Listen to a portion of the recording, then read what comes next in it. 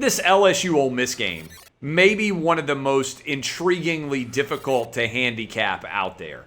Ole Miss may not have, because they ran him 30 times and he got the heck knocked out of him by the Tennessee defense. Lane Kiffin earlier today said he's not sure Matt Castle. He said Matt Corral, he's not even sure he's going to be able to play. By the way, he was a warrior on Saturday night in that game against Tennessee.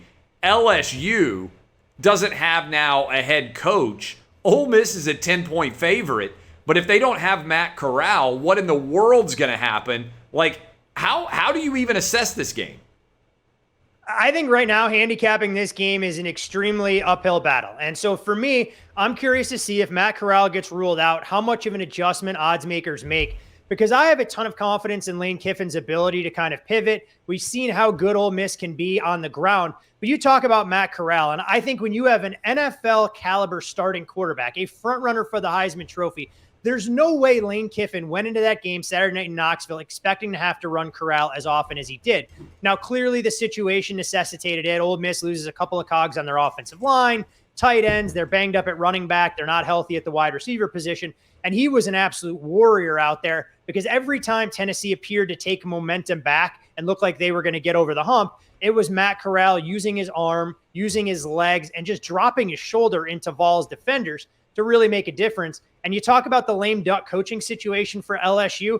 I mean, this team was beaten and battered, and they put together arguably their best effort of the season on Saturday against Florida. So you're not really getting a whole lot of line value one way or another. What is interesting about this game, despite the uncertainty at quarterback, you've actually seen some over money come trickling in from 75 to 76, 76 and a half. Curious to see where that price will settle. Let's not ignore last year when these two teams did battle. And I think, what was the score? 100 plus combined between these two teams. If we can get some of that fireworks, it'll be great. But I'd be remiss, Clay, and I'm sure you've had strong comments on him, if so I haven't heard them. What was your take on the way Tennessee fans carried themselves late in that particular game, knowing that it had to get stopped for 20 minutes and then trying to rain down hellfire and brimstone, aka water bottles and empty beer cans, on their own band, cheerleaders, Lane Kiffin, and everybody? I want us, Furman, to be the new you. I'm tired of worrying about what anybody else thinks about us. You have to win. You have to win to be the new you. When you're 6-6 trying to go to Shreveport in the Independence Bowl, you can't go out there and play We're like going that. to go out and we're going to just be the most hated team anywhere, and we're going to win and just take names. And look, this is larger picture, right? You have to win, though. You left out the key part. You have to win to be able to do this. Well, we should have won. We should have won on Saturday. If the officials had correctly called the game, all right? I'm just saying this. Here we go. This was not about Ole Miss. To me, this is not really about Tennessee. The SEC has got a major officiating issue that has every league in college football does. But people care. I mean, it does really mean more in the SEC. People care more in the SEC than they do anywhere else in football. I'm just saying, it's the truth. And this is the same crew, Furman, that blew the call that cost Mississippi State the game against Memphis. They have a litany, these guys do, of poor choices that they have made. And so, one, they took a touchdown off the board for no reason. That set the table here. And then, okay, for people who weren't watching, they took away a touchdown. They completely blew that call, and that ends up being the difference in the game.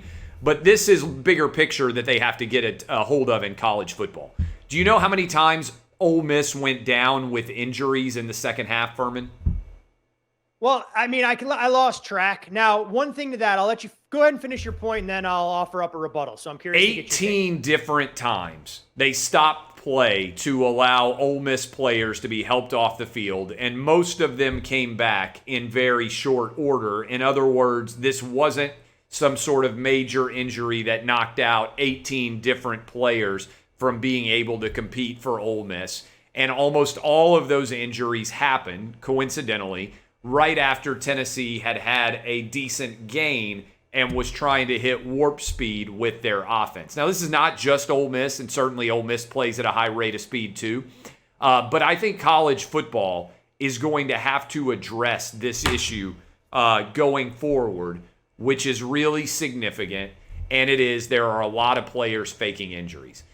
to try to slow down pace. So what I would do, my answer would be either you have to sit out the rest of the series if you're helped off the field, right? If they stop the game and they walk you off the field, you aren't allowed to return for the rest of the series, or you even have to say, hey, when you come out with an injury, you're out for a set period of time once you are helped off the field. Because I think that would clean up a lot of this in terms of, like, you shouldn't be able to get helped off the field, sit out a play, and then come running back on the field with no issues, which is what happens a lot.